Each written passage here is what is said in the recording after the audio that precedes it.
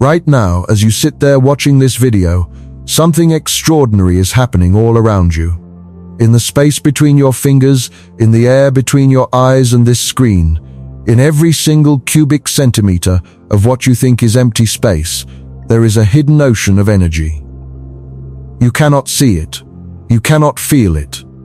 No instrument you hold in your hand can directly detect it. And yet, it is there. Physics demands it. Experiments confirm it. And here is the part that should genuinely disturb you. When physicists sit down and calculate how much energy should be hiding in empty space, they get a number so large, so absurdly enormous, that if it were real, if that energy actually behaved the way our equations say it should, the universe as we know it could not exist. Stars could not form. Galaxies could not hold together. Atoms themselves would be ripped apart by the sheer force of nothingness. And yet, here we are. The universe exists. You exist. Stars shine. Galaxies spin. Something is cancelling out almost all of that energy, leaving behind just the tiniest whisper, just the faintest residue. And that residue, that almost imperceptible leftover, is right now pushing the entire universe apart, accelerating the expansion of everything, driving cosmos toward its ultimate fate. This is not science fiction. This is not speculation. This is measured, observed, confirmed reality. And nobody on Earth can explain it. The mismatch between what our best theories predict and what we actually observe is not some small disagreement. It is not a case of being off by a factor of 2 or 10 or even a million. The disagreement is a factor of 10 raised to the power of 120. That is a 1 followed by 120 zeros. To put that in perspective, the number of atoms in the entire observable universe is roughly 10 to the power of 80. So the error in our prediction of vacuum energy is not just astronomical. It is beyond astronomical. It exceeds the number of atoms in existence by 40 orders of magnitude. This has been called the worst prediction in the history of physics. Some call it the most embarrassing failure of theoretical science. Others call it the deepest clue we have about the nature of reality. Today, in this video, we are going to understand what vacuum energy actually is, where it comes from, why physics demands its existence, how we have measured it in laboratories, why the calculation goes so spectacularly wrong, and what this might mean for the fate of absolutely everything. We are going to journey from the quantum foam at the smallest scales imaginable to the accelerating expansion of the cosmos at the largest. We are going to meet the scientists who discovered this problem, explore the experiments that proved the vacuum is not empty, examine the proposed solutions that range from elegant to bizarre, and confront the possibility that this single mystery might require an entirely new understanding of reality to resolve. If this kind of deep exploration of the universe fascinates you, if you want to understand not just what we know, but what we do not know, and why those gaps in our knowledge might be the most important things in all of science, then subscribe to this channel and turn on notifications, because this is what we do here. We go deep. We take the hardest questions in physics and we break them open. Leave a comment below telling me what you think vacuum energy really is, because honestly, your guess might be as good as anyone's right now. And with that, let us begin at the beginning. Let us start with the simplest question imaginable. What is a vacuum? For most of human history, the answer seemed obvious. A vacuum is a space with nothing in it. Remove all the air, remove all the matter, remove everything, and what you have left is empty space. Pure nothingness. A void. The ancient Greeks argued about whether such a thing could even exist. Aristotle, one of the greatest thinkers of the ancient world, said no. He believed nature abhors a vacuum. He argued that if you somehow created empty space, The surrounding matter would rush in to fill it instantly. There could be no such thing as true emptiness, he claimed, because the universe simply would not allow it. On the other side stood Democritus and the atomists, who believed everything was made of tiny indivisible particles called atoms, moving through empty void. Without void, they argued, motion would be impossible. If there were no empty space for atoms to move into, nothing could change, nothing could flow, nothing could happen. For nearly 2,000 years, Aristotle's view dominated. The idea of a vacuum was considered almost nonsensical, a logical impossibility. But then came the scientific revolution, and with it, experiments. In 1643, an Italian scientist named Evangelista Torricelli performed a remarkable experiment. He filled a glass tube with mercury, sealed one end, and inverted it into a dish of mercury. The mercury in the tube dropped partway down, leaving a space at the top. That space, he argued, was a vacuum. There was nothing there. No air, no matter, nothing. This was revolutionary. For the first time, a human being had apparently created nothingness. A few years later, in 1654, a German scientist named Otto von Guericke performed an even more dramatic demonstration. He took two large copper hemispheres, placed them together, and pumped out the air between them using a vacuum pump he had invented. Then he attached teams of horses to each hemisphere and had them pull in opposite directions. The horses could not separate the hemispheres. The pressure of the air outside, pushing against the vacuum inside, held them together with incredible force. This demonstration before the Imperial Diet in Regensburg showed the world that vacuum was real and that it had physical consequences. For the next 300 years, this understanding seemed sufficient. A vacuum was simply space with nothing in it. Remove the matter, remove the radiation, remove everything, and you have empty space. Clean, simple, featureless nothingness. And then quantum mechanics arrived and shattered this comfortable picture completely. In the early 20th century, physicists discovered that the world at its smallest scales behaves nothing like the world we see around us. Particles do not have definite positions until you measure them. They can be in multiple states simultaneously. They can tunnel through barriers that should be impossible to cross. And most relevant to our story, they obey a principle that makes true emptiness impossible. This is the Heisenberg uncertainty principle, and it is about to change everything we thought we knew about nothing. Werner Heisenberg, a German physicist working in the 1920s, discovered something profound about the nature of measurement at the quantum scale.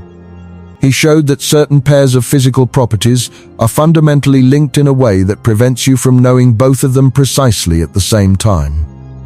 The most famous version involves position and momentum. The more precisely you know where a particle is, the less precisely you can know how fast it is moving, and vice versa. This is not a limitation of our instruments. It is not that our microscopes are not good enough or our detectors are not sensitive enough. It is a fundamental property of reality itself.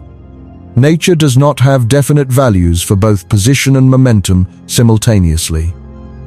But there is another version of this principle that is even more relevant to vacuum energy. It involves energy and time. The more precisely you specify the energy of a system, the longer you must observe it to achieve that precision. And conversely, if you look at very short time intervals, the energy can fluctuate enormously. Now think about what this means for empty space. If we declare that a region of space is truly empty, we are saying its energy is exactly zero. But the uncertainty principle says we cannot pin energy to an exact value over a finite time interval. If the energy were exactly zero for any extended period, we would know both the energy precisely, which is zero, and the time duration precisely, which is however long we observe it. That would violate the uncertainty principle. Therefore, the energy of empty space cannot be exactly zero. It must fluctuate. Even in the most perfect vacuum imaginable, stripped of every particle and every photon of radiation, the energy must jitter and jump and fluctuate at the quantum scale. This is not optional. This is not a theoretical convenience. This is a direct, unavoidable consequence of the most well-tested principles in all of physics. These fluctuations manifest in a fascinating way. In the quantum picture, what we call empty space is actually filled with quantum fields. There is an electron field everywhere, a photon field everywhere, a quark field everywhere. Every type of particle we know of corresponds to a field that permeates all of space. In the vacuum state, these fields are in their lowest energy configuration. But because of the uncertainty principle, lowest energy does not mean zero energy. The fields still fluctuate. And these fluctuations are sometimes described as virtual particles. Pairs of particles and antiparticles spontaneously appear from the vacuum, exist for an incredibly brief moment, and then annihilate each other and disappear. An electron and a positron pop into existence, dance together for a fleeting instant shorter than any clock could measure, and then destroy each other, vanishing back into the quantum foam. A quark and an antiquark materialize and almost instantly recombine. Photons flicker in and out of existence. Now I want to be careful here because the popular description of virtual particles can be misleading. Virtual particles are really a mathematical tool we use when calculating things in quantum field theory. They appear in our equations in what are called Feynman diagrams as intermediate steps in calculations. Whether they are real in the same sense that the chair you are sitting on is real is a deep philosophical question that physicists debate. What is not debatable is that the underlying phenomenon, the quantum fluctuation of fields in the vacuum state, is absolutely real. We know this because we have measured its effects directly. And the first and most dramatic of these measurements involves two metal plates and an impossible force. In 1948, a Dutch physicist named Hendrik Casimir was working at the Philips Research Laboratories in the Netherlands.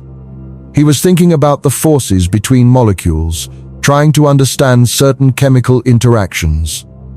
And in the process, he stumbled upon a prediction so strange that it seemed almost impossible.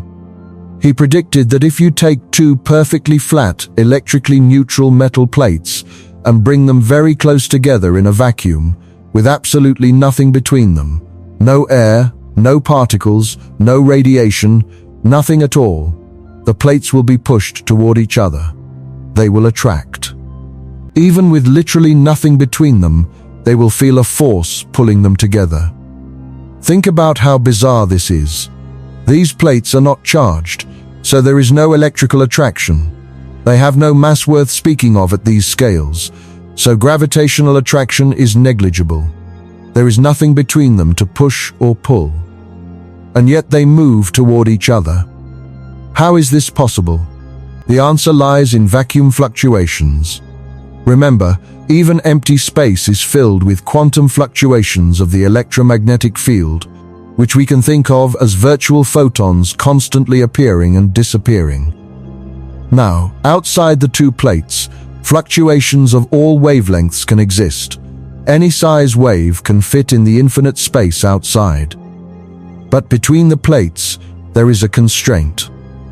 Only fluctuations whose wavelength fits neatly between the plates can exist there.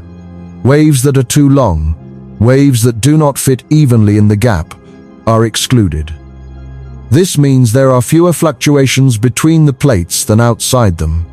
The vacuum energy density between the plates is actually slightly less than the vacuum energy density outside. This creates an imbalance. The fluctuation pressure pushing on the plates from outside is slightly greater than the pressure between them. And so the plates are pushed together. Nothingness pushes them. The vacuum itself exerts a measurable physical force. For nearly 50 years, this prediction remained just that, a prediction. It was extraordinarily difficult to test because the force is incredibly small. To get a measurable effect, you need the plates to be just nanometers apart, perfectly flat, perfectly clean, perfectly aligned, in a near-perfect vacuum. But in 1997, a physicist named Steve Lamoureux at the University of Washington achieved this remarkable measurement. Using a torsion pendulum and a flat plate brought within fractions of a micrometer of each other, he measured the Casimir force. And it was there, exactly as Casimir had predicted nearly 50 years earlier. The measurement matched the theoretical prediction to within 5%. Later experiments by other groups improved this agreement even further. The vacuum, it was confirmed experimentally, is not empty. It has energy, and that energy can push physical objects around. Let me tell you about another piece of evidence, one that is even more precisely confirmed.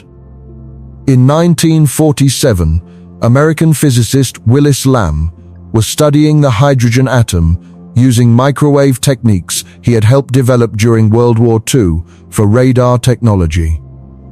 Hydrogen is the simplest atom in the universe, just one proton and one electron. Its energy levels had been calculated with great precision using quantum mechanics. According to the theory developed by Paul Dirac, certain energy levels of hydrogen should be exactly the same, identical in every way. But when Lamb measured these levels with unprecedented precision, he found they were slightly different. There was a tiny shift, a minuscule splitting of levels that Dirac's theory said should be identical.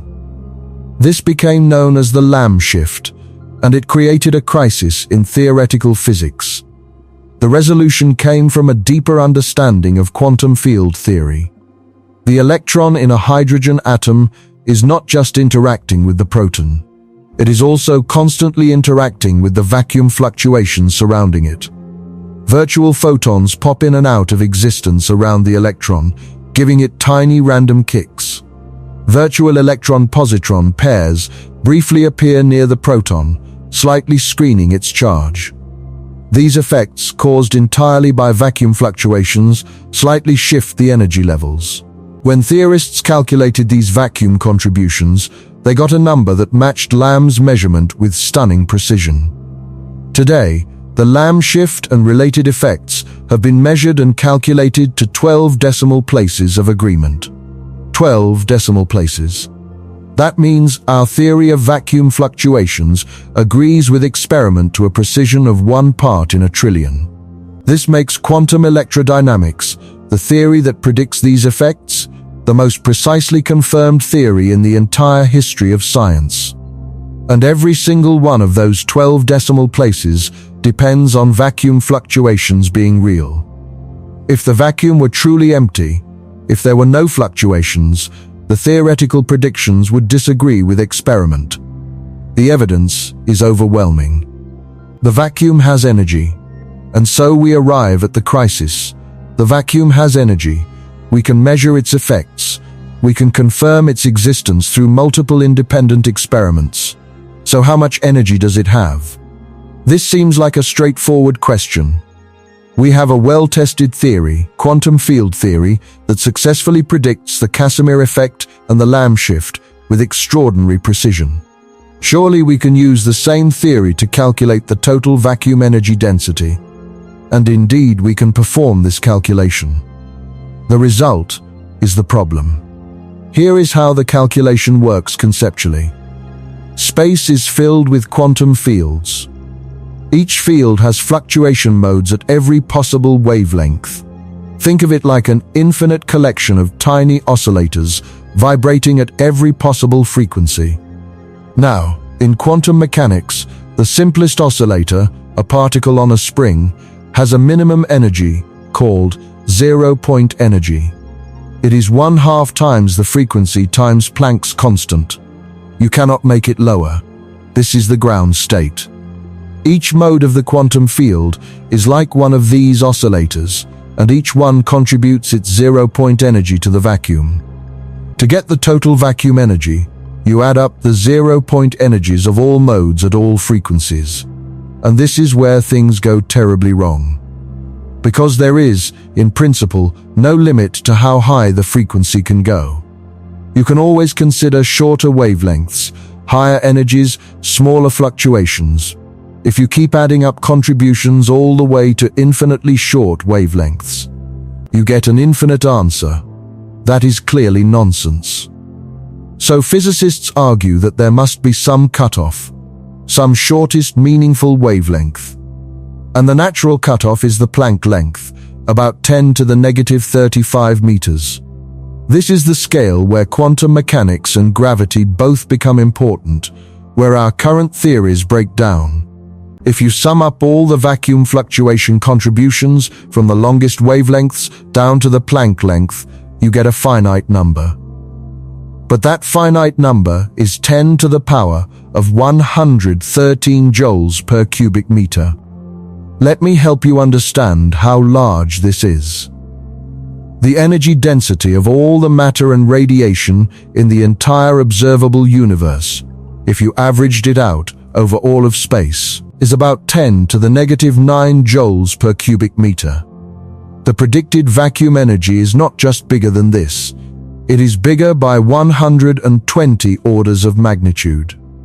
If the vacuum energy were actually this large, and if it gravitated normally, the universe would be expanding so violently, so explosively, that within a fraction of a second after the Big Bang, space would have stretched so fast that no two particles could ever have interacted. No atoms could form, no stars could ignite, no galaxies could coalesce, no planets could exist, no life. Nothing. The universe would be a featureless void of empty expanding space, with every particle infinitely far from every other particle, utterly alone for all eternity. But clearly, that is not what happened. We are here. The universe formed structures, stars burn, life exists. So the actual vacuum energy, the one that makes the universe we see, must be enormously smaller than what we calculate. And when we measure it through the expansion rate of the universe, we find it is about 10 to the negative 9 joules per cubic meter. The prediction says 10 to the positive 113. Reality says 10 to the negative 9, off by a factor of 10 to the 120. The worst prediction in physics. This discrepancy has a name. It is called the cosmological constant problem, and it has haunted physics for decades. Nobel laureate Steven Weinberg once called it the bone in our throat. It will not go away, it cannot be ignored, and it resists every attempt at a solution. To understand why this problem is so deep, why it has resisted the efforts of the smartest people on the planet for generations, we need to understand how vacuum energy connects to gravity. And for that, we need Einstein. In 1915, Albert Einstein completed his general theory of relativity, a theory of gravity that replaced Newton's ideas with something far more profound. In Einstein's picture, gravity is not a force pulling objects toward each other. Instead, it is a consequence of the curvature of space-time. Mass and energy tell space-time how to curve. Curved space-time tells matter how to move. The key insight for our purposes is that phrase, mass and energy. In Einstein's theory, it is not just mass that creates gravity. All forms of energy do. Light gravitates. Heat gravitates. Pressure gravitates. And if the vacuum has energy, then vacuum energy gravitates too. This is not optional in Einstein's framework. If the vacuum has energy density, it must curve space-time. It must affect the expansion of the universe. Now, there is something special about vacuum energy compared to other forms of energy. Normal matter dilutes as the universe expands. If you have a box of gas and you make the box bigger, the gas becomes less dense. Radiation dilutes even faster because the photons lose energy as space stretches. But vacuum energy is a property of space itself. When space expands, there is just more space, each cubic meter still filled with the same vacuum energy density. The density does not decrease. This is crucial. As the universe expands, matter becomes less dense, radiation becomes less dense, but vacuum energy stays the same. So over time, vacuum energy inevitably comes to dominate, and when it dominates, it drives the expansion of the universe to accelerate. Space makes more space, which makes more vacuum energy, which makes space expand faster, which makes more space, which makes more vacuum energy. An accelerating positive feedback loop. Einstein actually encountered this issue back in 1917, just 2 years after finishing general relativity. When he applied his equations to the universe as a whole, he found that the universe could not be static. It had to be either expanding or contracting. But in 1917, the prevailing belief was that the universe was eternal and unchanging. So Einstein added a term to his equations, a constant that would balance gravity and keep the universe static. He called it the cosmological constant, and he represented it with the Greek letter lambda. Mathematically, the cosmological constant is identical to vacuum energy, a constant energy density permeating all of space, affecting the curvature of space-time. Einstein introduced it as a mathematical trick to get a static universe. He did not connect it to quantum mechanics because quantum field theory had not yet been developed. But the mathematical form is exactly the same. In 1929, Edwin Hubble observed that distant galaxies are moving away from us, and the farther away they are, the faster they are receding. The universe is expanding. Einstein realized his static model was wrong, and he reportedly called the cosmological constant his biggest blunder. He removed it from his equations. For the next 70 years, most physicists assumed the cosmological constant was exactly zero. They did not know why it was zero, but the simplest assumption seemed to be that some unknown symmetry or principle set it to zero precisely.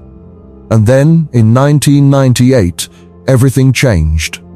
2 independent teams of astronomers were studying a special type of exploding star called a Type 1a supernova. These explosions have a remarkable property. Their intrinsic brightness is almost always the same, which means if you can measure how bright they appear from Earth, you can calculate how far away they are.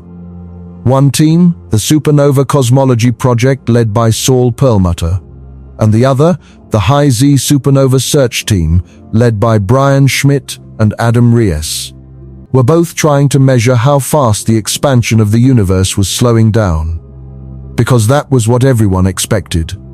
The mutual gravitational attraction of all the matter in the universe should be acting like a brake, gradually slowing the expansion that started with the Big Bang. They expected to measure the deceleration. Instead, they found acceleration. Distant supernovae were dimmer than expected. They were farther away than they should have been if the expansion was slowing. The universe was not slowing down, it was speeding up. Something was pushing the universe apart, making it expand faster and faster over time. This discovery was so unexpected, so revolutionary, that it won the Nobel Prize in Physics in 2011. The mysterious force driving this acceleration was named dark energy, because we do not know what it is, and because it is dark, invisible, detectable only through its gravitational effects on the largest scales. Here is the connection that makes this so profound. Dark energy, as observed, behaves exactly like vacuum energy should behave. It has a constant density that does not dilute as space expands. It fills all of space uniformly. It has negative pressure, meaning it pushes rather than pulls. It causes the expansion of the universe to accelerate. Every property we observe about dark energy matches what we would predict for vacuum energy. The simplest and most natural explanation is that dark energy is vacuum energy. The cosmological constant is the vacuum energy of quantum fields. This identification is almost certainly correct. And yet it deepens the mystery enormously. Because here is the thing. Dark energy is real. We can measure it. It makes up roughly 68% of the total energy content of the universe. But its magnitude is tiny. The energy density of dark energy is about 6 times 10 to the negative 10 joules per cubic meter. That works out to roughly the energy equivalent of about 6 hydrogen atoms per cubic meter of space. That is almost nothing. And yet it is not exactly nothing. The vacuum energy is not zero. It is incredibly, absurdly, almost miraculously small. But it is not zero. It is as if nature took the enormous vacuum energy predicted by quantum mechanics and cancelled almost all of it, leaving behind just this tiny, tiny residue. A residue so small that for most of the universe's history, it did not matter at all. Matter dominated. Gravity pulled things together, structures formed. But a residue that, because it never dilutes, inevitably came to dominate as the universe expanded and matter thinned out. And now, in this epoch of cosmic history, that tiny residue has taken over. It is accelerating the expansion. It is determining the ultimate fate of everything. This raises what might be the deepest question in all of physics. Why is the vacuum energy so small? Not zero, which might be explained by some perfect symmetry, but almost zero? What mechanism could possibly cancel 120 orders of magnitude of vacuum energy while leaving behind just this tiny residue? It is like taking a number with 120 digits and subtracting another number with 120 digits, and having the result be a number with only a single digit. The cancellation must be precise to 120 decimal places. This is not the kind of thing that happens by accident in physics. Normally, when we see such precise cancellations, there is a symmetry behind it. But no one has found the symmetry that does this. Let me make the problem even worse. Because as if it were not bad enough already, it actually has multiple layers. We talked about the vacuum fluctuations of quantum fields contributing to the vacuum energy. But there is another contribution that comes from the Higgs field. You may have heard of the Higgs boson, discovered at the Large Hadron Collider in 2012. The Higgs boson is an excitation of the Higgs field, which is a field that fills all of space and gives particles their mass. But unlike other fields, the Higgs field has a peculiar property. In its lowest energy state, the vacuum state, it does not sit at zero. It has a non-zero value everywhere in the universe. The value is about 246 billion electron volts. This non-zero value is what breaks the symmetry of the electroweak force and gives masses to the W and Z bosons, the electron, the quarks, and other fundamental particles. Now, when the Higgs field sits at its non-zero vacuum value, it contributes to the energy density of the vacuum. You can estimate this contribution from the parameters of the standard model of particle physics. The number you get is roughly 10 to the 55 times larger than the observed dark energy. Now this is smaller than the 10 to the 120 discrepancy from quantum fluctuations, because we are only considering the Higgs contribution rather than all possible contributions up to the Planck scale. But it is still enormous. 55 orders of magnitude too large. And here is why this makes things worse. Even if you somehow solved the quantum fluctuation problem, even if you found a mechanism to cancel those contributions, you would still need to explain why the Higgs field contribution is also cancelled. These are independent contributions from independent sources. They have no reason to cancel each other. And yet, somehow, they do. Almost perfectly. but not quite. There is yet another contribution. In the early universe, when it was much hotter and denser than today, quantum chromodynamics, the theory of the strong nuclear force, underwent a phase transition. Above a certain temperature, quarks and gluons move freely in a plasma. Below that temperature, they become confined inside protons and neutrons. This transition changes the vacuum energy of the strong force. The contribution is again many orders of magnitude larger than the observed dark energy. Again, independently, it must somehow cancel against the other contributions. You see the pattern. We have multiple independent, unrelated contributions to vacuum energy, each enormous by itself, each from different physics.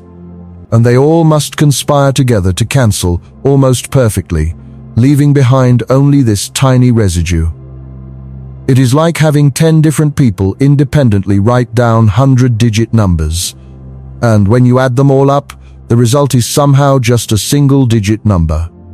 The level of apparent fine-tuning is staggering. Let me take you deeper into the quantum mechanics to make sure you understand exactly where the vacuum energy comes from and why it is so difficult to get rid of. In quantum mechanics, the simplest system that oscillates is called a quantum harmonic oscillator. Think of a mass on a spring. In classical physics, you can bring this system to a complete stop. The mass sits at the bottom, not moving, with zero energy. But in quantum mechanics, this is impossible. The uncertainty principle forbids it. If the mass was sitting perfectly still at exactly the bottom, you would know its position exactly, which is at the bottom, and its momentum exactly, which is zero. That violates Heisenberg's uncertainty principle. So the quantum harmonic oscillator always has a minimum amount of energy, called zero-point energy. It cannot go lower. This is the ground state, and its energy is 1/2 times Planck's constant times the frequency of oscillation. Now here is the key insight.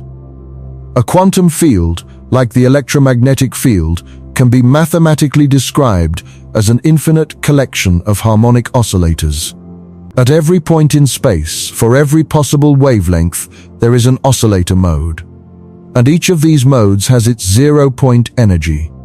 The vacuum state of the field is the state where every mode is in its ground state, every oscillator at its minimum energy. But because each mode contributes its 1/2 quantum of energy, and because there are infinitely many modes at all possible wavelengths, the total zero-point energy adds up to an enormous or even infinite amount. This is the heart of the vacuum energy problem. The zero-point energy of quantum fields is the vacuum energy. It is the energy of nothing, the energy of the ground state, the energy that is always there and can never be removed. You might ask, well, if it is always there and can never be removed, does it matter? Who cares about a constant background energy? In most of physics, you are right. Only energy differences matter, not absolute energies. If I am solving a problem about a ball rolling down a hill, I can set the zero of potential energy wherever I want. Only the change in energy matters. And for decades, physicists tried to apply this logic to vacuum energy. Just set it to zero, they said. It is just a constant, an arbitrary choice of reference point. But gravity does not allow this escape. In general relativity, all energy gravitates, including the absolute value. The constant background energy curves space-time. You cannot just ignore it or define it away.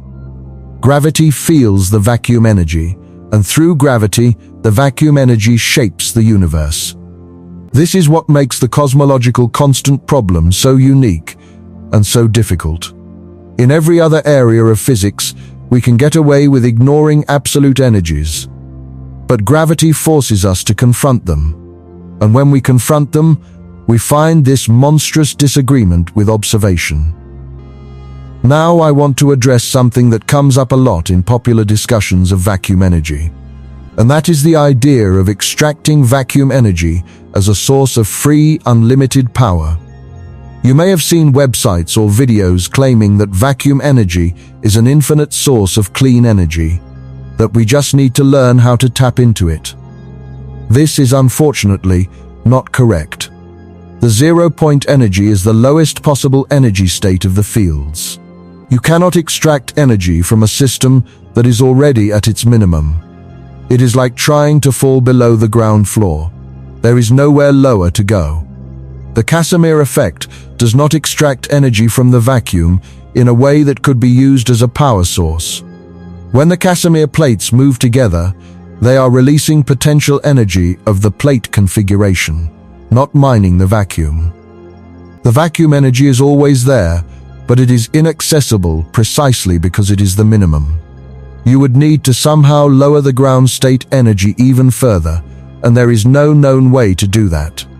Let me take you now to the smallest scales imaginable, to a realm that no microscope will ever directly observe, and introduce you to something called quantum foam. This concept was introduced by the great American physicist John Wheeler in the 1950s. Wheeler realized that if the uncertainty principle causes fluctuations in fields at every scale, it must also cause fluctuations in the geometry of space-time itself. After all, in general relativity, the geometry of space is determined by the energy content. If energy fluctuates wildly at very small scales, then the geometry of space must fluctuate wildly at those same scales. At everyday scales, space appears smooth and flat. Like the surface of the ocean viewed from an airplane, it looks calm and featureless. But zoom in, the way you might descend toward the ocean surface and you start to see waves. Zoom in further and you see ripples, whitecaps, turbulence. In the same way Wheeler proposed, if you could zoom into space at the Planck scale, about 10 to the negative 35 meters, you would find space-time itself is foaming, bubbling, wildly fluctuating. The smooth, continuous space we experience is just an average over these quantum fluctuations. Just as the calm ocean viewed from altitude is an average over all the waves and ripples on its surface. At the Planck scale, the fluctuations in geometry are so violent that the very concepts of space and time break down. The topology of space might be constantly changing. Wormholes might be forming and dissolving. Virtual black holes might be appearing and evaporating in unimaginably short timescales. Distance and duration lose their ordinary meaning. This is quantum gravity, the regime where both quantum mechanics and general relativity are important, and where we desperately need a new theory because neither of our current frameworks works alone. Now here is the connection to vacuum energy. Most of the predicted vacuum energy comes from fluctuation modes at the shortest wavelengths, near the Planck scale. The shorter the wavelength, the higher the frequency, and the higher the frequency, the more zero-point energy that mode contributes. So the Planck scale modes contribute enormously to the total vacuum energy. If we ignore those modes, if we pretend only larger scale fluctuations exist, we get a smaller predicted vacuum energy. But there is no physical justification for ignoring them. We have no theory that tells us what happens at the Planck scale. We know our current calculations must break down there because they predict infinities without the Planck cutoff. But we do not know what replaces them. This is why many physicists believe the cosmological constant problem will only be solved when we have a complete theory of quantum gravity. The problem lives precisely at the boundary between quantum mechanics and gravity, in the regime where neither theory works alone. Perhaps when we understand how space-time really works at the Planck scale, the calculation will naturally give a small vacuum energy. Perhaps the modes that currently contribute enormously will turn out to behave differently than we assume. Perhaps the very concept of vacuum energy density will need to be reformulated. We do not know. But the problem certainly points us toward quantum gravity as the arena where the answer must lie. Let me now turn to the proposed solutions that physicists have explored over the decades. because this problem has not been ignored. Some of the greatest minds in theoretical physics have devoted careers to it. And while no solution has been conclusively demonstrated, several fascinating ideas have been proposed. The first, and in many ways most elegant, is supersymmetry. Supersymmetry, often abbreviated as SUSY, is a theoretical framework that proposes a deep connection between the two fundamental types of particles in nature. In physics, we have bosons and fermions. Bosons are force carriers like photons and gluons. Fermions are matter particles like electrons and quarks. They obey different statistical rules and behave differently in many ways. Supersymmetry proposes that every boson has a fermion partner, and every fermion has a boson partner. The electron would have a boson partner called the selectron. The photon would have a fermion partner called the photino. The quark would have the squark, and so on for every known particle. Now here is why this is relevant to vacuum energy. When you calculate the vacuum energy contributions from quantum field fluctuations, bosons and fermions contribute with opposite signs. Boson fluctuations add positive vacuum energy. Fermion fluctuations add negative vacuum energy. In a world with exact supersymmetry, where every boson has a fermion partner of exactly the same mass, these contributions would cancel perfectly. Every positive contribution would be matched by a negative one. Total vacuum energy would be exactly zero. This is beautiful and elegant. It provides exactly the kind of symmetry that could explain why vacuum energy is zero. There is just one problem. Actually, several problems. First, if supersymmetry were exact, the superpartner particles would have the same mass as the particles we know. The selectron would have the same mass as the electron. The photino would be massless like the photon. We would have discovered these particles long ago. We have not. So if supersymmetry exists at all, it must be broken, meaning the superpartners are heavier, perhaps much heavier, than the particles we know. But broken supersymmetry does not give perfect cancellation. When the symmetry is broken, the boson and fermion contributions no longer cancel exactly. You are left with a residual vacuum energy that is related to the mass scale at which supersymmetry breaks. If superpartners have masses around 1,000 times the proton mass, as many theories predict, the residual vacuum energy is still about 60 orders of magnitude too large. Better than 120, but still catastrophically wrong. Second, the Large Hadron Collider has conducted extensive searches for superpartner particles. As of my knowledge, none have been found. This does not completely rule out supersymmetry, as the partners could be heavier than the LHC can produce. But it puts severe constraints on the simplest versions of the theory, and makes supersymmetry, as a solution to the vacuum energy problem, increasingly difficult to maintain. The simplest, most natural versions of supersymmetry that would most naturally solve the vacuum energy problem are largely ruled out by experiment. A second proposed approach is far more controversial and philosophically radical. It is the anthropic principle combined with the multiverse hypothesis. This approach, championed perhaps most famously by Steven Weinberg, starts with a provocative question. What if there is no deep physical reason why the vacuum energy is small? What if it is simply a random number that happens to be small in our particular region of existence, and we observe it to be small because if it were large, we would not be here to observe anything? This sounds like a cop-out, and many physicists criticize it as exactly that. But it has a remarkable history. In 1987, a decade before dark energy was observed, Weinberg used anthropic reasoning to estimate what the cosmological constant should be. His argument went like this: if the vacuum energy were much larger than a certain value, galaxies could not form, because the repulsive effect of vacuum energy would overcome gravitational attraction before matter could clump together. Without galaxies, there are no stars. Without stars, there are no heavy elements. Without heavy elements, there is no chemistry complex enough for life.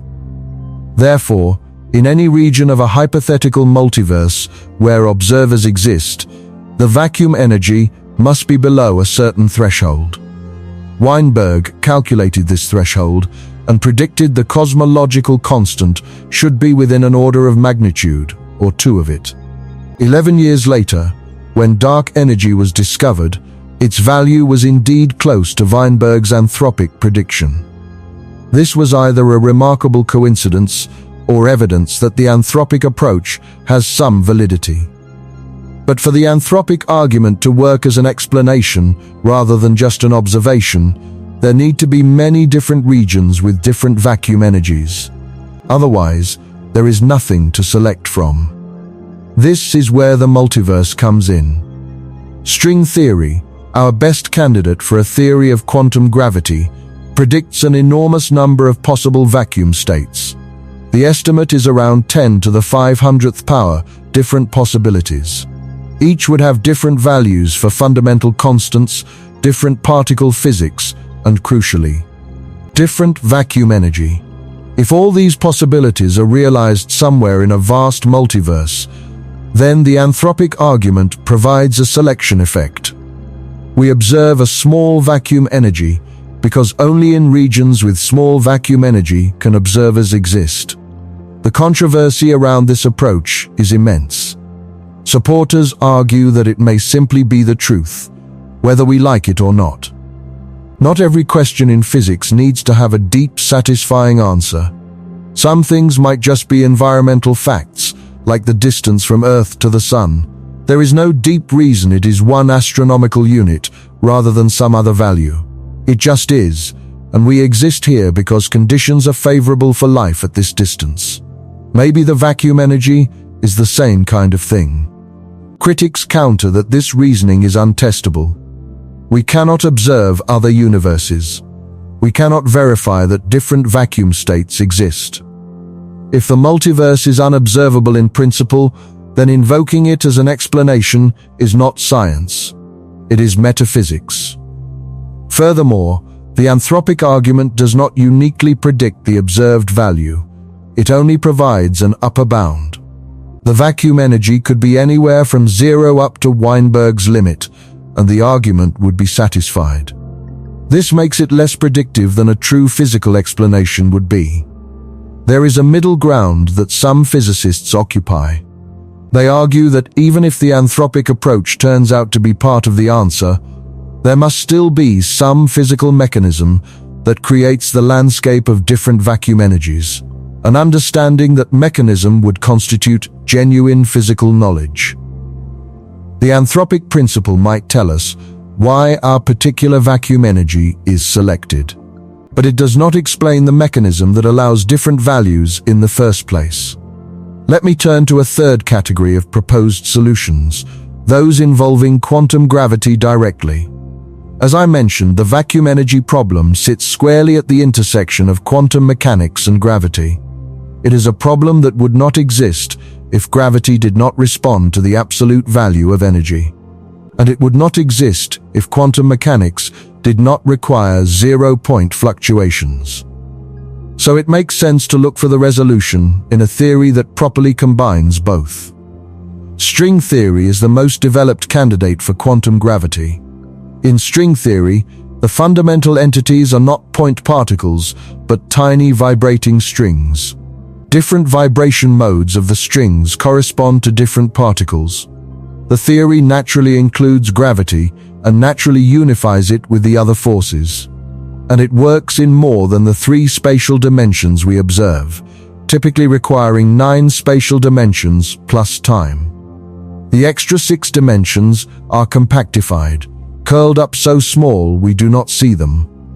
The way these extra dimensions are compactified determines the physics we observe, including the value of the cosmological constant. This is where the vast landscape of possible vacua comes from. Different compactification geometries give different physics. Some string theorists have tried to find mechanisms within the theory that naturally give a small cosmological constant. One approach involves what are called flux compactifications, where various field strengths thread through the extra dimensions. Certain combinations of fluxes can give small vacuum energies, but typically these require specific fine-tuned choices from an enormous menu of possibilities, bringing us back to the question of why our particular choice was selected. Another approach within string theory involves ideas from holography. The holographic principle, inspired by black hole physics, suggests that the physics of a three-dimensional region of space can be fully described by information on its two-dimensional boundary. This is not a vague philosophical statement, but a precise mathematical conjecture, formalized in what is called the AD-S/CFT correspondence, discovered by Juan Maldacena in 1997. If the holographic principle is correct, it radically changes how we count degrees of freedom in a volume of space. Instead of the number of degrees of freedom scaling with the volume as we normally assume, it scales with the surface area. This could change the vacuum energy calculation significantly, potentially giving a much smaller result. Loop quantum gravity is another approach to quantum gravity, one that starts from a very different point of view. Instead of adding new entities like strings, it directly quantizes space-time itself.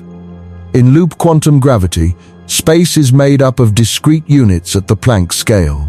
It is not continuous, but has a granular structure, like fabric, that appears smooth from far away, but is made of individual threads if you look closely enough. If space has a minimum size, if there is a smallest possible volume, then the sum over vacuum fluctuation modes naturally has a cutoff. You do not get infinitely high-frequency modes, because space itself stops you from going smaller than the Planck length. Some practitioners of loop quantum gravity have argued that this naturally reduces the predicted vacuum energy. But the claims are disputed, and no definitive resolution has been demonstrated. There is another interesting set of ideas that take a completely different approach. Instead of trying to explain why vacuum energy is small, they try to explain why gravity does not respond to vacuum energy in the normal way.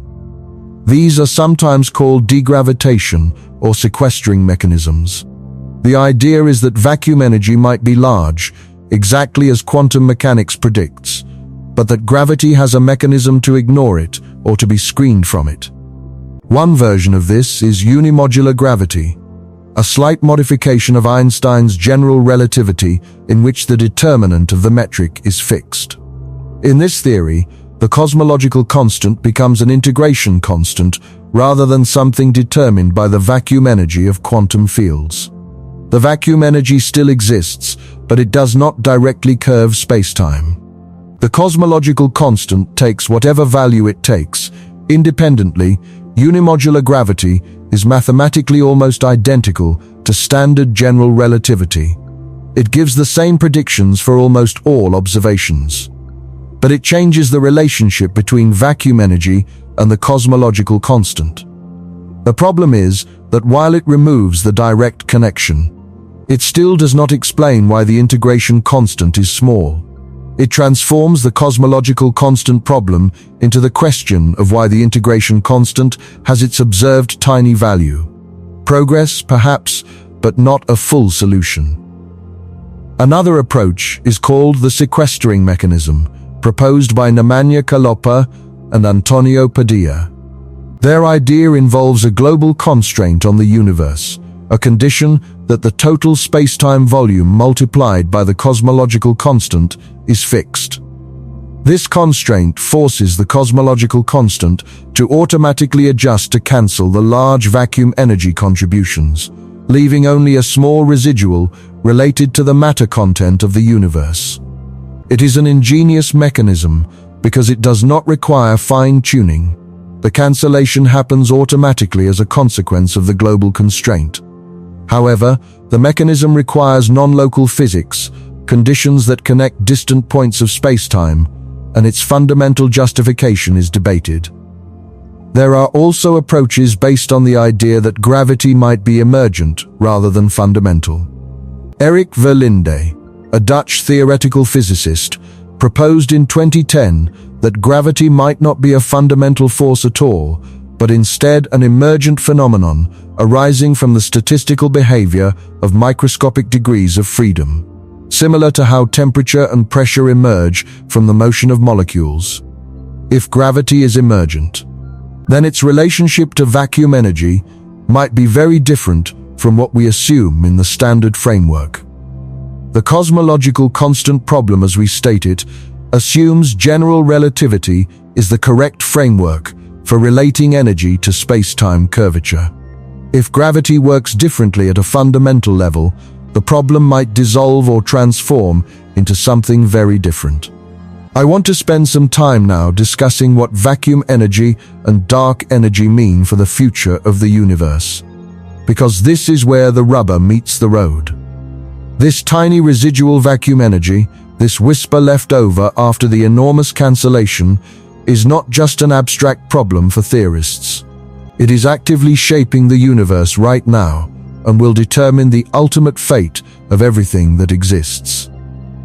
Based on our best current observations, the universe is approximately 13.8 billion years old. For most of that time, the expansion was decelerating. Gravity was pulling matter together, slowing the expansion that began with the Big Bang. During the first few billion years, matter dominated the energy budget of the universe. Gravity formed the first structures, the first stars, the first galaxies. The great cosmic web of filaments and voids that we observe today was sculpted during this era. But because matter dilutes as space expands while vacuum energy stays constant, there came a time when vacuum energy overtook matter as the dominant form of energy in the universe. This happened roughly 5 billion years ago. Since then, the expansion has been accelerating. And as time goes on, the dominance of vacuum energy will only grow. Matter will become ever more dilute, while vacuum energy remains unchanged. If dark energy truly is a cosmological constant, if it remains perfectly constant forever, then the future of the universe is what cosmologists call the Big Freeze, or heat death. The universe will continue expanding faster and faster forever. Galaxies outside our local group will gradually recede beyond our observable horizon, carried away by the expanding space faster than their light can reach us. The night sky will grow darker over billions of years as distant galaxies fade from view. Within our own galaxy and local group, stars will continue to burn for trillions of years. But eventually, even the longest-lived red dwarf stars will exhaust their hydrogen fuel and fade away. After about 100 trillion years, the last stars will die. The universe will go dark. After that, the remaining stellar remnants, white dwarfs, neutron stars, and black holes, will slowly decay. White dwarfs will cool and become cold, dark black dwarfs. Protons might eventually decay, though we do not know for certain, dissolving ordinary matter over timescales of perhaps 10 to the 40 years. Black holes will evaporate through Hawking radiation, the largest ones taking perhaps 10 to the 100th power years to vanish. And eventually, all that would remain is an incredibly dilute soup of photons, neutrinos, and perhaps a few stray electrons and positrons, spread across a universe so vast that no two particles will ever interact again.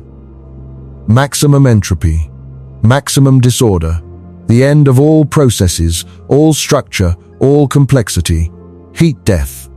And vacuum energy is what drives us toward this fate, because its relentless acceleration ensures that we cannot escape it, that matter cannot recollect and restart the cycle. But there are other possibilities. What if dark energy is not truly constant?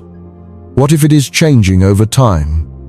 There is a class of theories called phantom energy models, where the energy density of dark energy actually increases over time. In these models, the acceleration of expansion not only continues but intensifies, growing without bound. If this were the case, a very different fate awaits. At some point in the future, the expansion of space would become so violent that it would overwhelm all other forces. First, the gravitational binding of galaxy clusters would be overcome. Clusters would fly apart. Then individual galaxies would be disrupted. Then solar systems. Then planets would be torn from their stars. Then planets themselves would be torn apart. Then atoms. Then atomic nuclei. At the very end, space-time itself would be torn apart in what is called the Big Rip. A definite end, at a definite time, when the universe literally tears itself to pieces. Current observations suggest this is unlikely but not completely ruled out. And then there is perhaps the most dramatic possibility of all. Vacuum decay. This is the idea that our current vacuum, with its tiny residual energy, might not be the true ground state of the universe. It might be what physicists call a false vacuum. A local minimum of energy, but not the absolute minimum. Think of it like a ball sitting in a valley on a hillside. It looks stable. It is not rolling. But there is a deeper valley somewhere below, separated by a ridge. The ball could, in principle, quantum tunnel through the ridge and fall into the deeper valley. If the universe is in a false vacuum state, the same thing could happen. A tiny region of space could quantum tunnel to the true vacuum state. This would create a bubble of true vacuum that would expand outward at essentially the speed of light. Inside the bubble, the laws of physics would be different. The values of fundamental constants would change. Atoms as we know them might not exist. The bubble wall would be a sphere of destruction moving at light speed, impossible to detect before it arrives, impossible to escape. Everything it touches would be instantly restructured according to the new physics. No warning, no survival. Is this likely? The answer depends on the precise properties of the Higgs field. After the discovery of the Higgs boson in 2012, physicists could calculate whether our vacuum is truly stable. The answer, with current measurements, is that we appear to be in a metastable state. Not clearly stable, not clearly unstable, but right on the boundary. The Higgs potential appears to develop a deeper minimum at very high field values, suggesting that our current vacuum might indeed be a false vacuum. But even if it is, the timescale for tunneling to the true vacuum is expected to be extraordinarily long, far longer than the current age of the universe, perhaps longer than any meaningful timescale. So while vacuum decay is theoretically possible, it is not something that is likely to happen anytime soon. But the mere fact that it is possible, that the stability of everything we know might rest on a metastable state of the vacuum, is philosophically remarkable. It connects the vacuum energy mystery directly to the question of whether existence itself is permanent. 2. The Higgs field connects to vacuum energy in yet another fascinating way. Before the electroweak phase transition, which occurred about 10 to the negative 12 seconds after the Big Bang, when the universe was at a temperature of roughly 100 billion electron volts, the Higgs field was sitting at zero. The electroweak symmetry was unbroken. The W and Z bosons were massless. Electrons were massless. Physics was fundamentally different. As the universe cooled below this critical temperature, the Higgs field underwent a phase transition. It fell from zero to its current non-zero value of 246 billion electron volts. This transition changed the vacuum energy. Before the transition, the vacuum energy was one value. After, it was different. The difference is enormous, about 10 to the power 8 in natural units. The strong force underwent a similar transition later, when the universe cooled to temperatures of a few 100 million electron volts. Above this temperature, quarks and gluons are free. Below it, they become confined inside protons, neutrons, and other hadrons. This QCD phase transition also changes the vacuum energy. Each phase transition in the early universe potentially changed the vacuum energy by many orders of magnitude. And yet, after all these transitions, the final vacuum energy ended up being this incredibly tiny number that we observe. Each transition deposited its contribution, and somehow they all conspired to leave a residue of almost exactly zero. This conspiracy across completely different sectors of physics, happening at different temperatures and different times in the early universe, makes the fine-tuning problem even more acute. Let me talk about another fascinating aspect of vacuum energy that connects to one of the most productive theoretical frameworks in modern physics: conformal field theory and the renormalization group. In quantum field theory, we have a powerful mathematical framework for understanding how physics changes with scale. The renormalization group describes how the effective behavior of a theory changes as you zoom in or zoom out, as you look at shorter or longer wavelengths. One important concept is the running of coupling constants. The strength of a force is not truly constant, but changes with the energy scale at which you probe it. The strong force, for instance, becomes weaker at high energies and stronger at low energies. The vacuum energy also runs with scale in a sense. The contribution from fluctuations at a given scale depends on what physics is happening at that scale. Below the electron mass energy, electron-positron fluctuations do not contribute fully. Above the top quark mass, all particles of the standard model contribute. At each threshold where a new particle becomes relevant, the vacuum energy gets a new contribution. This means the vacuum energy is not really a single number, but depends on what scale you are probing. The full vacuum energy is the integral over all scales, from the longest wavelengths to the shortest. This scale-dependent perspective offers a slightly different way of thinking about the problem. At very long wavelengths, the cosmological scales where we observe the universe, the effective vacuum energy is tiny. But at shorter wavelengths, where the Casimir effect and Lamb shift operate, the vacuum energy is clearly non-zero and has measurable effects. These seem contradictory, but they are not. Because the Casimir effect and Lamb shift are sensitive to changes in vacuum energy, differences between configurations, while the cosmological constant is sensitive to the absolute value. It is possible for differences to be large and measurable while the absolute value remains small. This distinction is crucial and often misunderstood. The experiments that prove vacuum energy exists, like the Casimir effect, tell us about fluctuations and their relative effects. They do not directly measure the absolute vacuum energy density. The absolute value is only measurable through gravity, through its effect on the expansion of the universe.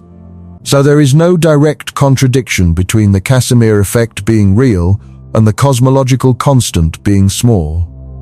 They are measuring different things about the vacuum.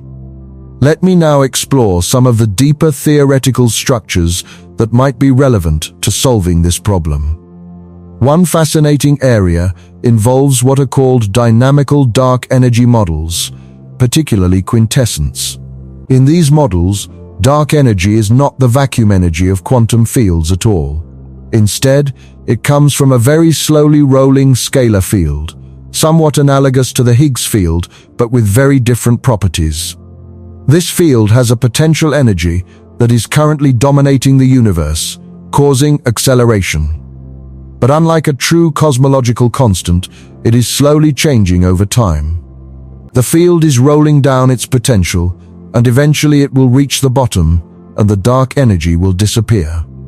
Quintessence models are attractive because they might explain the coincidence problem, the question of why dark energy happens to be dominating right now, at the particular epoch when we exist. If the vacuum energy were a true constant, its value would have been set at the beginning of the universe, and it would be an extraordinary coincidence that we happen to live at exactly the time when its density is comparable to matter density. In most of the universe's history, matter dominated. In the far future, vacuum energy will completely dominate. The transition period where they are comparable is brief in cosmic terms. Why do we live exactly then? Quintessence models with certain types of potentials can have tracking behavior, where the dark energy density naturally evolves to be comparable to the matter density over a wide range of cosmic history. This would make our era less special and the coincidence less problematic. Current observations cannot definitively distinguish between a true cosmological constant and slowly evolving quintessence. The difference in the expansion rate would be subtle. But upcoming experiments, particularly the Euclid Space Telescope and the Dark Energy Spectroscopic Instrument, or DESI, are specifically designed to detect any time variation in dark energy. If dark energy is found to be changing over time, it would rule out the simplest cosmological constant interpretation and point towards some form of dynamical dark energy. This would not solve the underlying vacuum energy problem. We would still need to explain why the actual vacuum energy contributions are cancelled. But it would change the landscape of the problem by showing that the observed acceleration comes from something else entirely. DESI, by the way, has already produced intriguing early results. In 2024, they released measurements suggesting dark energy might not be perfectly constant. These results are not conclusive and need more data to confirm, but they generated enormous excitement in the cosmology community. If confirmed by future data releases, it would be one of the most important cosmological discoveries since the original detection of acceleration in 1998.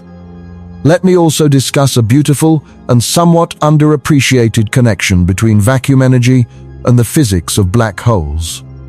Black holes are relevant to the vacuum energy problem in several deep ways. First, as mentioned, the holographic principle arose from thinking about black holes. When Jacob Bekenstein and Stephen Hawking discovered that black holes have entropy proportional to their surface area rather than their volume, it suggested something profound about how information is stored in gravitational systems. If the information content of a region of space is limited by its boundary area rather than its volume, then we may be overcounting degrees of freedom when we calculate vacuum energy by summing over a volume's worth of modes. The holographic principle suggests there are far fewer independent degrees of freedom than we think, and this could drastically reduce the predicted vacuum energy. Second, Hawking radiation, the quantum process by which black holes slowly evaporate, is itself a manifestation of vacuum fluctuations. Near the event horizon of a black hole, the intense gravitational field can promote vacuum fluctuations to real particles. A virtual particle-antiparticle pair near the horizon can have one member fall into the black hole while the other escapes to infinity as real radiation. This is another dramatic demonstration that vacuum fluctuations have real physical consequences. The black hole loses mass in the process, gradually shrinking until it eventually evaporates entirely. The temperature of this radiation is inversely proportional to the mass of the black hole. For a stellar mass black hole, the temperature is negligibly small, far colder than the cosmic microwave background. But for a microscopic black hole, the temperature would be enormous, and the evaporation would be explosive. Third, there is a deep connection between vacuum energy and what happens at the center of a black hole, the singularity. In classical general relativity, the singularity is a point of infinite density and curvature. But this cannot be physically real. It must be an artifact of applying classical gravity to a regime where quantum effects dominate. At the singularity, space-time reaches Planck scale curvature, and a quantum theory of gravity must take over. Whatever happens at the singularity, whatever replaces the classical infinity, likely involves the same physics that would solve the vacuum energy problem. Both problems live at the intersection of quantum mechanics and gravity. Both involve Planck scale physics. Both might be resolved by the same breakthrough. Now let me take you through something that I find personally fascinating about this problem, which is the sheer number of failed attempts. Sometimes in science, the failures are as instructive as the successes. The cosmological constant problem has defeated every approach thrown at it for decades. Each failed attempt teaches us something about what does not work, narrowing the space of possible solutions. Some physicists have tried to find symmetries that would force the cosmological constant to exactly zero. A beautiful idea, but it fails because the cosmological constant is not zero. It is small, but non-zero. Any symmetry that forces exact zero would need to be slightly broken to accommodate the observations, and then you need to explain why it is broken by just the right tiny amount, which brings you back to a fine-tuning problem. Others have tried adjustment mechanisms, theories where the vacuum energy dynamically relaxes to zero over cosmic time, like a damped oscillator settling to equilibrium. These can work in principle, but they typically relax too efficiently, driving the cosmological constant to exactly zero rather than the small but non-zero value we observe. Or they require initial conditions that are themselves finely tuned. Or they have other pathologies that render them unphysical. Some have explored the possibility that general relativity is modified at very large distances in a way that screens the cosmological constant. The idea is that while vacuum energy curves space locally, on cosmological scales, some modification of gravity prevents this curvature from accumulating.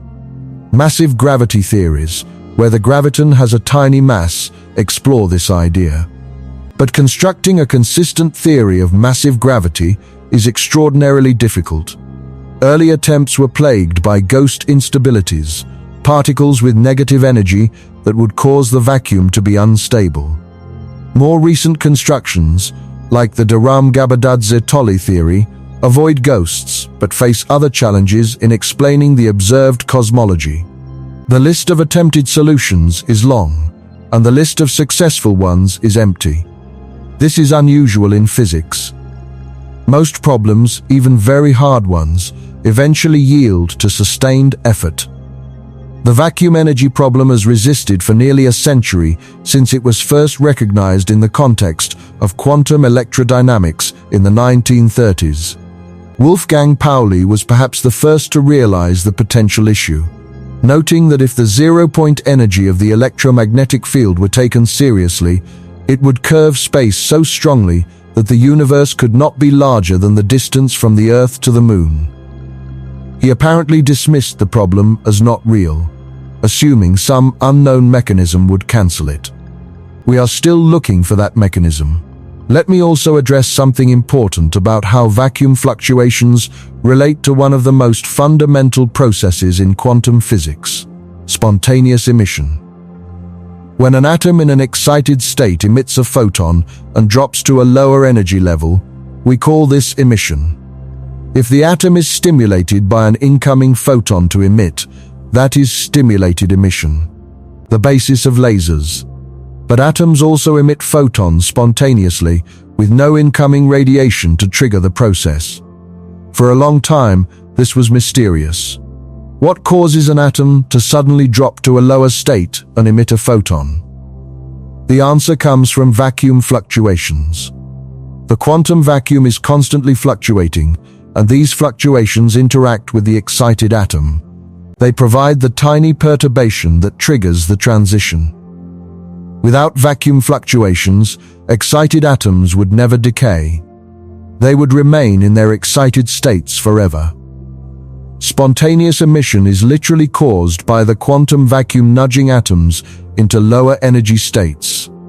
This is yet another real, measurable, everyday consequence of vacuum energy. Every photon emitted by every atom that was not stimulated by another photon was triggered by vacuum fluctuations. This includes the light from stars, the thermal radiation from warm objects, the glow of LED lights. Vacuum energy is not some exotic, irrelevant abstraction. It is operating everywhere, all the time, in the most ordinary phenomena around us. Let me now step back and consider the philosophical dimensions of what we have discussed. The vacuum energy problem touches on some of the deepest questions in the philosophy of science. What does it mean that our best theory gives such a spectacularly wrong prediction? There are several ways to interpret this. One interpretation is that we are making a calculational error. Perhaps the way we sum up vacuum energy contributions is wrong. Perhaps there are cancellations we do not see because our calculational methods are crude.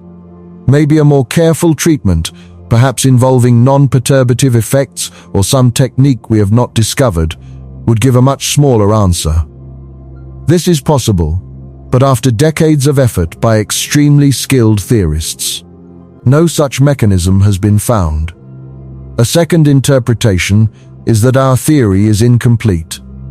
Quantum field theory is fantastically successful in the regime where it has been tested at energies up to about 10,000 times the proton mass. But we are extrapolating it to energies a quadrillion times beyond what we have tested. Perhaps it breaks down at those scales in a way that changes the vacuum energy calculation. This seems likely given that we know quantum field theory must be modified to include gravity at high energies. But we do not know how. A third interpretation is that we are wrong about gravity.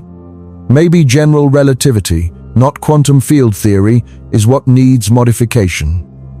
Perhaps vacuum energy simply does not gravitate in the way Einstein's equations say it should. This would be a revolution in our understanding of gravity, but it is not impossible. A fourth interpretation is the anthropic one we discussed. Perhaps the vacuum energy takes many different values in different regions of a multiverse. And we observe a small value because only small values allow observers to exist. This is logically consistent, but feels unsatisfying to many physicists who want a deeper explanation. And a fifth interpretation, which I find the most intellectually exciting, is that the vacuum energy problem is a clue. It is pointing us toward a revolution in physics as profound as the one that occurred in the early 20th century. Remember, 125 years ago, there was a similar crisis in physics. The classical prediction for the spectrum of radiation emitted by a hot object, using the best theories of the time, gave infinity. This was called the ultraviolet catastrophe. The resolution required an entirely new framework, quantum mechanics, which overthrew the classical worldview. Perhaps the cosmological constant problem is our generation's ultraviolet catastrophe. Perhaps its solution requires an equally radical revolution in how we think about reality. There is a beautiful parallel here. The ultraviolet catastrophe involved a sum over modes that diverged. The vacuum energy problem involves a sum over modes that gives an absurdly large finite answer, or infinity without a cutoff. In both cases, the issue is that classical or semi-classical reasoning gives wrong answers when applied to quantum systems at all scales. In both cases, the resolution likely involves new physics that changes how we think about contributions at the highest energies or shortest distances.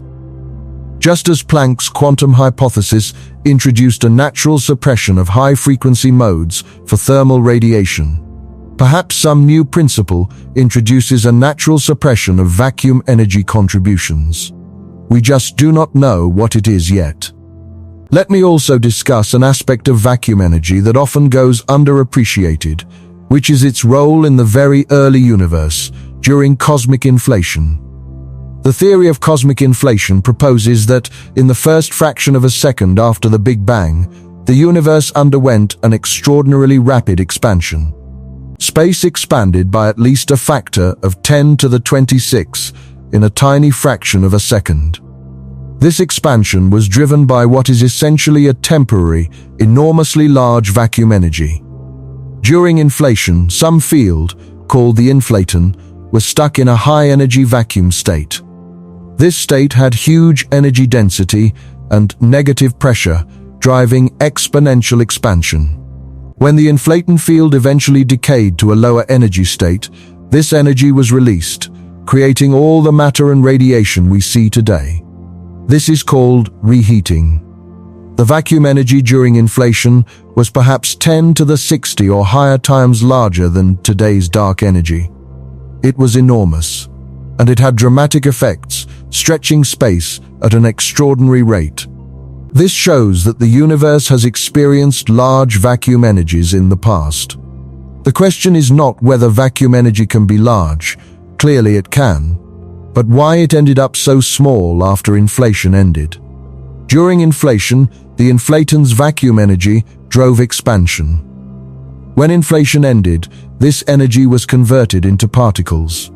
But the remaining vacuum energy from all the other quantum fields should still be there. Why is it so small now? Some approaches to inflation try to address this. In some models, the end of inflation naturally produces a small cosmological constant. In others, a period of adjustment after inflation drives the vacuum energy towards small values. But none of these mechanisms are fully convincing or universally accepted. The inflationary era shows us that the universe knows how to have large vacuum energy, has had it in the past, and somehow ended up with almost none of it today. There is another fascinating connection I want to explore between vacuum energy and the arrow of time. We experience time as flowing in one direction, from past to future. Events happen in sequence. Cause precedes effect. Memory records the past, not the future. But the fundamental laws of physics, at the microscopic level, are almost all symmetric in time. They work just as well running backward as forward. The arrow of time, the directionality we experience, comes from thermodynamics, from the fact that the universe started in a very low entropy state, and entropy has been increasing ever since. But what set the initial low entropy? Why did the universe start in such a special, ordered state? This is the past hypothesis, and it connects to vacuum energy in a subtle way. The initial state of the universe, whatever it was, had to have certain properties of its vacuum energy to allow the subsequent evolution we observe. If the vacuum energy had been different in the very early universe, the expansion history would have been different, structure formation would have been different, and the arrow of time as we experience it might not exist. The vacuum energy is intimately connected to the global evolution of the cosmos, and therefore to the flow of time itself. Let me talk about a more recent and exciting development in our understanding of vacuum energy and quantum gravity. In the past decade, there has been enormous progress in understanding the connections between quantum information theory and gravity. The work of Mark van Ramsdonk, Juan Maldacena, Leonard Susskind, and many others has revealed that quantum entanglement, the strange correlation between distant quantum systems, might be the very fabric of space-time. The idea, sometimes summarized as ER equals EPR by Maldacena and Susskind, suggests that entangled quantum particles are connected by tiny wormholes in space-time, and that the smooth space-time we experience emerges from the pattern of quantum entanglement in the underlying theory. If space-time is built from entanglement, then the vacuum state, which contains the pattern of entanglement between different regions, literally, is space-time. The vacuum energy problem becomes a question about how the entanglement structure of the fundamental theory determines the geometry of emergent space-time. This is a completely different way of framing the problem, and it might lead to new insights. If geometry emerges from entanglement, then the question why is the vacuum energy small might translate to why does the entanglement pattern in our universe's quantum state give rise to a geometry with small curvature? This reformulation has not solved the problem, but it offers a new language and new tools for attacking it. Another area of recent progress involves the swampland program in string theory. Proposed by Kumran Vafa and collaborators, the swampland program aims to identify which low-energy theories can and cannot be consistently completed into a full theory of quantum gravity. The idea is that not every quantum field theory that looks consistent at low energies can actually arise from a consistent theory of quantum gravity. Those that cannot are said to be in the swampland, as opposed to the landscape of consistent possibilities. Several swampland conjectures directly concern the cosmological constant. One conjecture suggests that a perfectly stable positive cosmological constant might not be possible in any consistent theory of quantum gravity. If true, this would mean that our dark energy cannot be a true cosmological constant. It must be evolving, however slowly. This connects to quintessence models and would have testable consequences. The Swampland program is controversial. Its conjectures are not proven theorems, but educated guesses based on patterns observed in string theory constructions. Not all string theorists agree with them. But if correct, they would fundamentally change how we think about vacuum energy. They would tell us that the very fact of the cosmological constant being non-zero requires it to be dynamical, which might be easier to explain than a pure constant would be. I want to take a moment now to discuss the practical matter of how we actually measure the vacuum energy of the universe, because this is crucial for understanding why we are confident about its value. We cannot directly measure the vacuum energy in a laboratory, at least not its absolute value. What we can measure is its gravitational effect on the expansion of the universe. We do this through several complementary methods.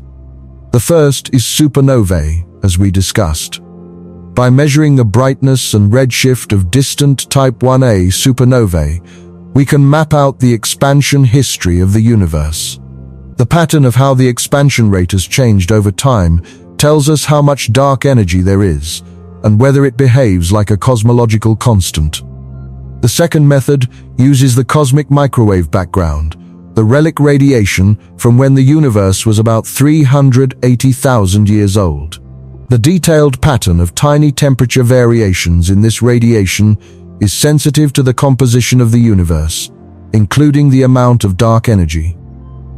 Measurements by satellites such as MAP and Planck have determined the dark energy fraction to be about 68% of the total energy budget. The third method uses the large-scale distribution of galaxies. The way galaxies cluster together is influenced by the expansion history and therefore by dark energy. Surveys mapping millions of galaxies can independently determine the dark energy density. The fourth method uses baryon acoustic oscillations, subtle patterns in the galaxy distribution that act like a cosmic ruler, allowing us to measure distances and the expansion rate at different epochs. All of these methods converge on the same answer. Dark energy exists. Its density is about 6 times 10 to the negative 10 joules per cubic meter. It behaves like or very close to a cosmological constant, and it constitutes roughly 68% of the universe's energy content. This concordance across completely independent measurement techniques gives us high confidence in the result. The vacuum energy of the universe is small, non-zero, and dominant. Now let me discuss something that is often overlooked in popular treatments of vacuum energy, which is the distinction between different types of contributions. When physicists talk about the cosmological constant problem, they are actually referring to what might be several distinct problems bundled together. There is the old cosmological constant problem: why is the vacuum energy not huge? There is the new cosmological constant problem, also called the coincidence problem. Why is the vacuum energy density comparable to the matter density right now? And there is the question of the vacuum energy's sign. Why is it positive, corresponding to repulsion rather than attraction? These might be separate problems requiring separate solutions. The old problem is about cancellation, about why various large contributions add up to nearly zero. The coincidence problem is about timing, about why we happen to live in the narrow epoch when dark energy and matter are comparable. And the sign problem is about why the residue that is left over pushes rather than pulls. A complete solution would need to address all three aspects. The coincidence problem is particularly intriguing. For most of the universe's history, matter density was much larger than vacuum energy density. In the far future, vacuum energy will completely dominate and matter will be negligible. The period when they are comparable is cosmically brief. And yet we happen to live right in that period. Is this significant? Does it point towards some connection between dark energy and the existence of observers? Or is it just a coincidence? Some physicists take the coincidence as evidence for quintessence-type models with tracking behavior, where the dark energy naturally stays comparable to the dominant component. Others see it as anthropic, arguing that observers require both structure formation, which requires matter dominance, and sufficient time for biological evolution, which places us near the transition era. Others think it is simply a coincidence with no deeper meaning. Let me now bring us to the current frontier of observational cosmology, where experiments right now are gathering data that could transform our understanding. The Euclid Space Telescope, launched in 2023 by the European Space Agency, is designed to map the three-dimensional distribution of galaxies over 10 billion years of cosmic history. By measuring how this distribution has changed over time, Euclid can detect whether dark energy is truly constant or evolving. It is sensitive to changes in the dark energy equation of state at the percent level. If dark energy is not a cosmological constant, but instead some dynamical field, Euclid should be able to detect the difference. The Dark Energy Spectroscopic Instrument, DESI, is a ground-based instrument in Arizona that is measuring the redshifts of tens of millions of galaxies. Using baryon acoustic oscillations as a standard ruler, it maps the expansion history with unprecedented precision. Its early results, as I mentioned, have already hinted at possible evolution in dark energy, though more data is needed to confirm this. The Vera Rubin Observatory, formerly called the Large Synoptic Survey Telescope, will begin its main survey soon. It will observe the entire visible sky repeatedly, tracking billions of galaxies over time. Among many other scientific goals, it will measure the effect of dark energy on the growth of cosmic structure, providing yet another independent constraint on the nature of dark energy. The James Webb Space Telescope, while not specifically designed for dark energy studies, provides crucial complementary data. By observing the most distant galaxies and the earliest epochs of the universe, it helps establish the expansion history and the growth of structure in regimes where dark energy was less important. This baseline is essential for detecting changes in dark energy at later times. On the theoretical side, there has been remarkable progress in computational approaches. Machine learning techniques are being applied to the string theory landscape to identify vacua with small cosmological constants.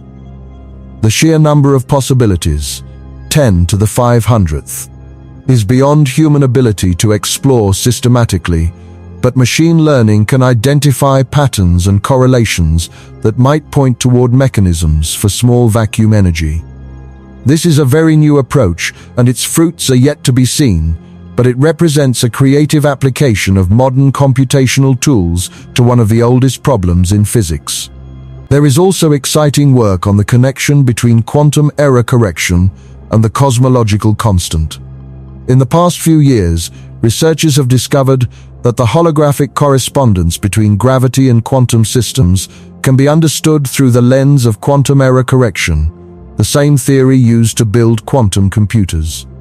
The bulk space-time geometry, including the value of the cosmological constant, is encoded in the boundary quantum system in a way that is robust against certain types of errors or perturbations. This connection is still being developed, but it suggests that the smallness of the cosmological constant might be related to properties of quantum error correcting codes. perhaps a stability or robustness property that forces the effective cosmological constant to be small. Let me be honest about where we stand. After decades of work by thousands of brilliant physicists, we do not have a satisfactory explanation for why vacuum energy is so small. We have many ideas, some elegant, some radical, some testable, some not. But none is confirmed. None is universally accepted. The problem remains open. This is humbling, but also exciting. It means there is something deep about reality that we do not understand. It means there is a revolution waiting to happen, a conceptual breakthrough that will transform physics as profoundly as quantum mechanics did a century ago. Whoever achieves this breakthrough will have earned their place alongside Newton, Einstein, and the other giants who transformed our understanding of the universe. There is something deeply beautiful about this situation if you think about it carefully. The vacuum energy problem is not some arcane technical issue relevant only to specialists. It connects the smallest things we know about, quantum fluctuations at scales billions of times smaller than an atom, to the largest thing we know about, the expansion of the entire observable universe. It links quantum mechanics to gravity, particle physics to cosmology, the structure of matter to the fate of everything. It is a problem that touches every area of fundamental physics simultaneously, and it tells us that there is a connection between these different domains that we do not yet understand. The same mystery that governs the tiniest quantum jitters also determines whether the universe will expand forever or eventually stop, whether galaxies will persist or be torn apart, whether the future of existence is infinite or finite. I also want to emphasize something about the nature of scientific progress that the vacuum energy problem illustrates beautifully. In science, problems do not always get solved linearly. Sometimes the hardest problems resist all attempts for generations until a completely unexpected insight from a different direction provides the key. The ultraviolet catastrophe was not solved by better classical physics. It required the invention of entirely new physics, quantum mechanics, something no one in the 19th century could have anticipated. The vacuum energy problem may be similar. The solution might not come from a direct attack on the cosmological constant. It might come from some seemingly unrelated breakthrough, perhaps in quantum information theory, or in mathematics, or in some experimental discovery that nobody expects. History shows us this pattern repeatedly.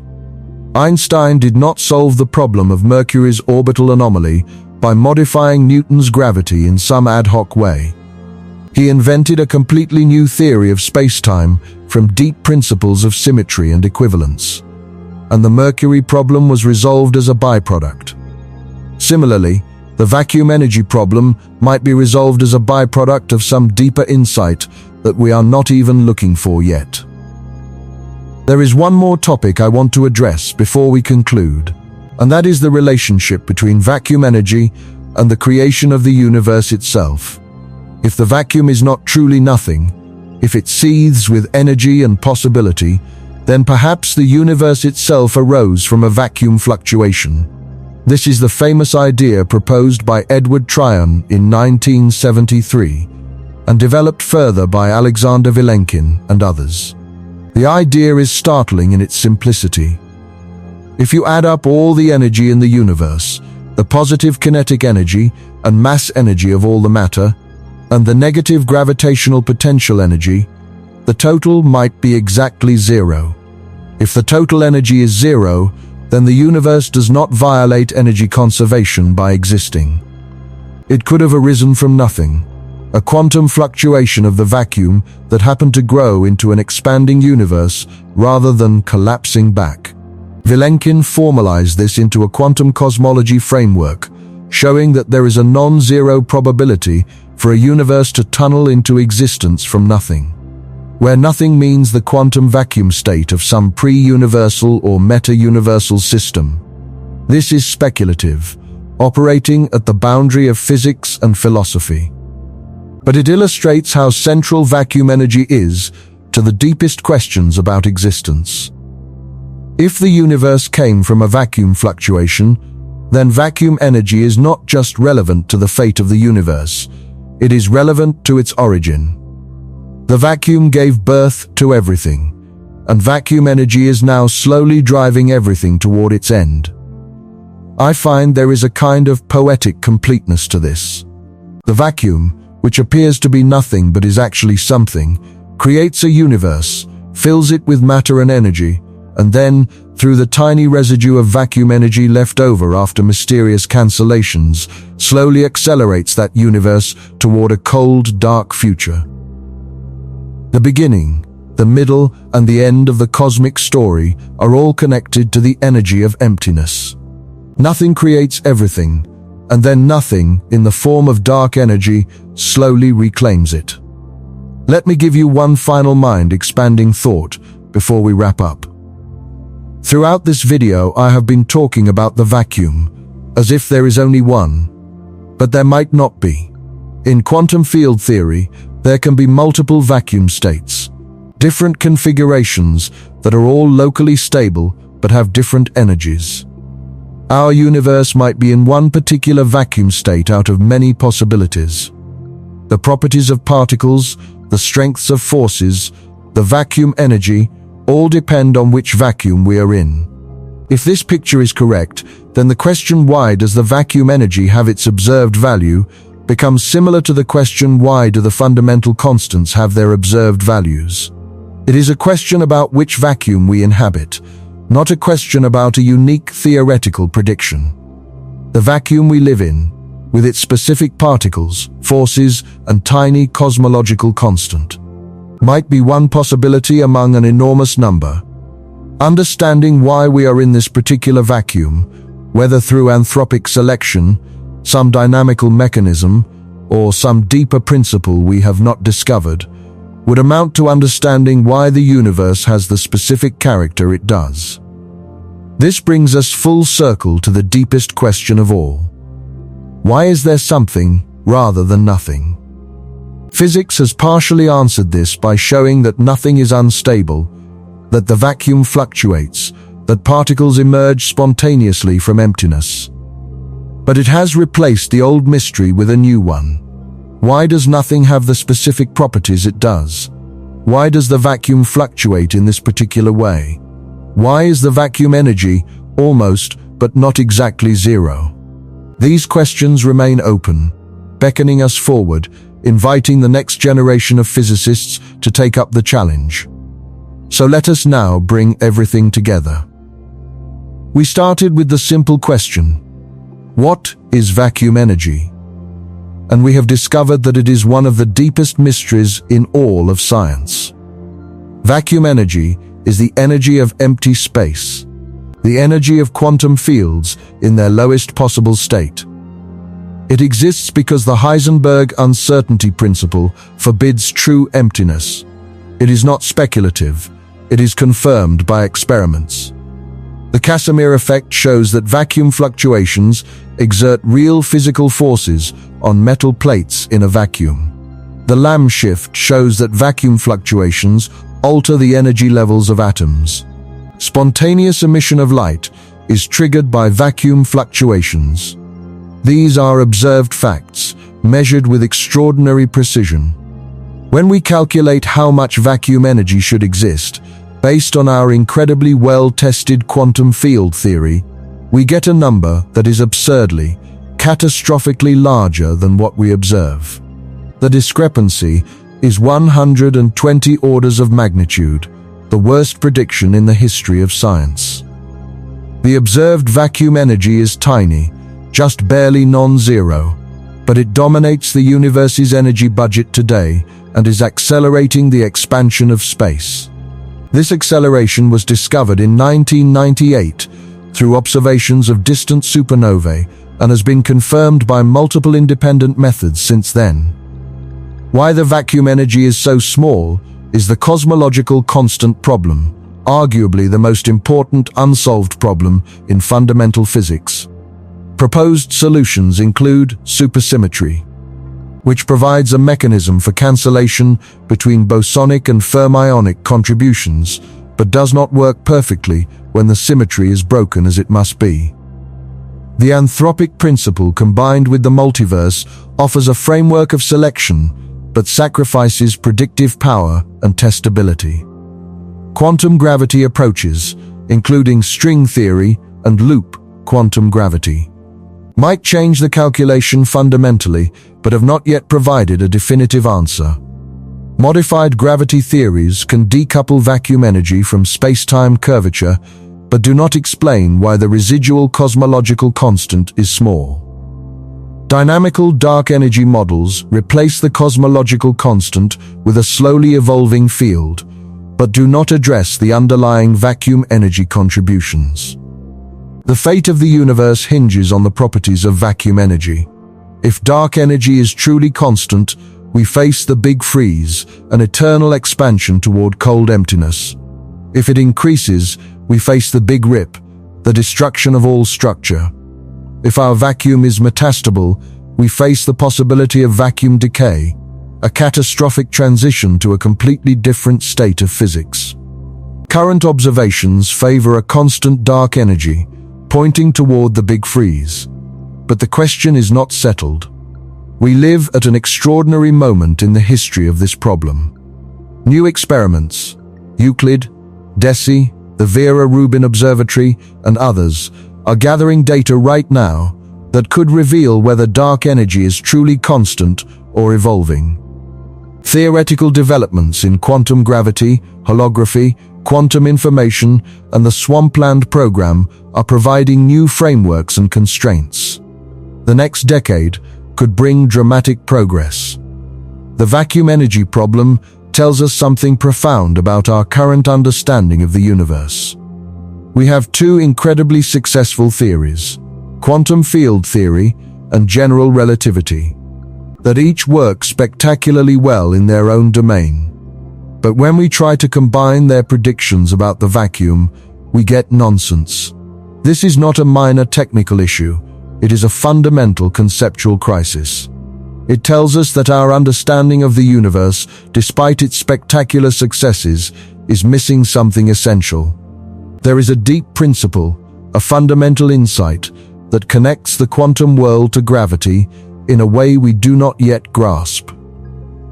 Right now, as you sit there, the space around you, between your atoms, between you and the walls of your room, in every cubic centimeter and cubic millimeter and cubic nanometer, is alive with quantum fluctuations. Particles and antiparticles are popping in and out of existence, fields are jittering and oscillating at their zero-point energy. The quantum vacuum is doing what it always does, ceaselessly, everywhere, at all times. This energy should weigh more than the universe. Our best theories say it should be so heavy that space-time itself would crumble under its weight. But somehow, through some mechanism we do not understand, almost all of that energy is cancelled, erased, neutralized. What remains is a whisper, the faintest possible residue. And that whisper is enough to push the entire observable universe apart, to accelerate every galaxy away from every other galaxy, to determine the ultimate fate of stars and planets and life itself. The vacuum, this apparent nothing, is the most complex and mysterious something in all of physics. It contains the key to unifying quantum mechanics with gravity. It connects the smallest scales to the largest. It links the origin of the universe to its destiny. It is everywhere and always, and we walk through it every moment of our lives without noticing. Unaware that we swim in an ocean of cancelled energy, unaware that the almost perfect emptiness around us encodes the deepest unsolved mystery in science. The next time you look at empty space, at the gap between your hand and the table, at the darkness between the stars, remember, that is not nothing. That is the most profound something we have ever encountered. And the question of why it weighs almost nothing, despite having every reason to weigh everything, is the question that might one day revolutionize physics, reshape our understanding of reality, and reveal the deepest truth about the universe we inhabit. That day has not come yet. But when it does, when some brilliant mind finally cracks this century-old puzzle, it will be one of the greatest intellectual achievements in human history. And everything, from the first quantum fluctuation in empty space to the last photon in a dying universe, will finally make sense. Until then, the vacuum keeps its secret. The energy is there. The cancellation is happening. The universe expands. And we wonder. Thank you for staying with me through this deep exploration. If you found this fascinating, if it changed how you think about the empty space around you, share this video with someone who would appreciate it. Subscribe if you have not already. Leave a comment telling me what aspect of vacuum energy you find most mind-bending. Is it the Casimir effect? The scale of the prediction failure? The connection to the fate of the universe? Or something else entirely? I read every comment, and I want to know what you think. Until next time, keep looking at the universe with curiosity, because even in the emptiest space, there are mysteries waiting to be understood.